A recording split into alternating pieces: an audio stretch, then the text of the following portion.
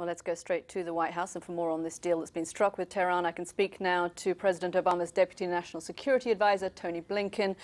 Mr. Blinken, the president there referred to huge challenges that remain for a permanent deal. From the White House's point of view, what are they? Well, first of all, Katty, important to understand that what we have now is, for the first time in a decade, we've stopped the advance of Iran's nuclear program. We're rolling it back in some key respects. We have monitoring and inspections and access that we've never had before. And all of this gives us the opportunity over the next 6 months to see if we can come up with a comprehensive solution and to do it in a way that Iran can't use the time to continue advancing its program.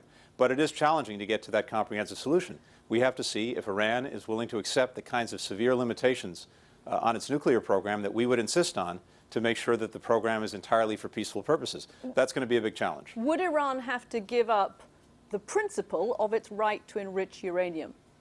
We do not accept the principle that it has a right to enrich uranium, and we won't. The question is this, whether at the end of this process there can be some kind of very strictly limited and very strictly inspected indigenous enrichment as part of Iran's nuclear program.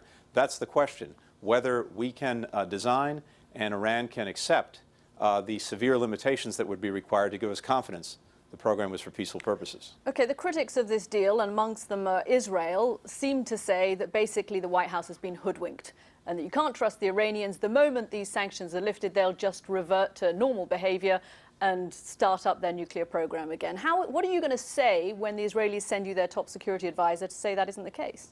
Well, first of all, this is not a matter of trust. This is a matter of very strict verification. Indeed, one of the strong points of this deal is the access that the nuclear inspectors are getting for the first time, including daily access to their most important nuclear facilities, including access to their uranium mines and mills and the places they make and assemble their centrifuges, things we've never had before. So this is all about verification, very strict verification.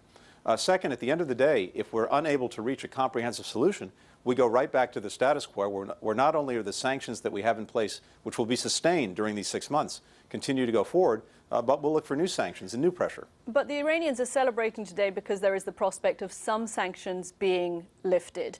What got them to the table was the fact that their economy is crippled. If, when those sanctions are lifted, their economy improves, aren't they going to lose the will to cooperate? Well, right now, you're exactly right. What's brought them to the table is exactly why we put the sanctions in place in the first place.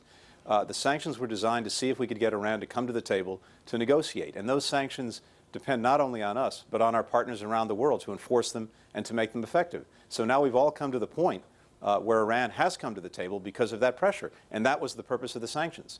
Now we have to see if the prospect of potentially having sanctions lifted is enough to get Iran to give up a program that could be used to produce a bomb. That would be a major and significant achievement for the United States and for countries around the world.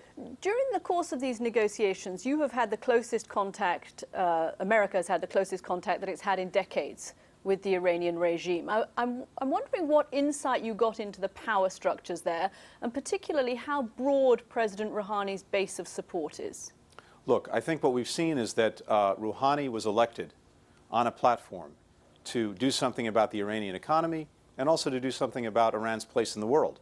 And he's concluded that the only way to do something about Iran's economy is to do something about the sanctions, and the only way to do something about the sanctions is to deal with the nuclear problem. And he has the Revolutionary Guard behind him, for example? Well, I think there are lots of different actors in Iran with different interests who may be moving in different directions. For now, he seems to have some leeway to deal with this problem.